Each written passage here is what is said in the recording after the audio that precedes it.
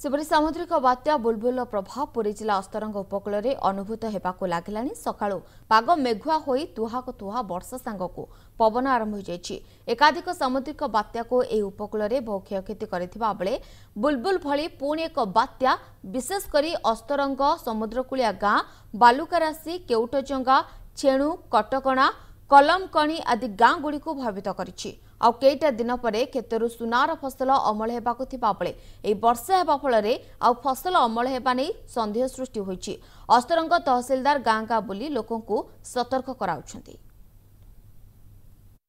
लोक पूरापूरी भयभीत अच्छा लोक मैंने कहीं समुद्र पूरापूरी आम 100 मीटर पाखे अच्छे जेहेतु समुद्र पाखे हूँ कियाबाड़ सरकार गोटे लगे कि कियाबाड़ को समुद्र पानी रोकी पार ना आमर बात्या बुलबुल आसूची चाष जमी तो बहुत क्षति हम लोक मैंने बहुत भयभीत अच्छा आम देखुं अबिका आम रेडक्रस अच्छु भयभीत होगी ये बुलबुल आसा भितर सर आम भयभीत होगी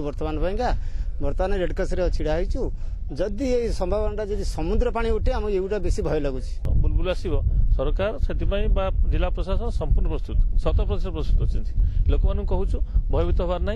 धान काटी भल होता जदि न काटी सांगे सांगे वर्षा कमिला धान काटी आने जदि बेसी वर्षा हुए क्षति हो पारे आशा करूँ कि नुह।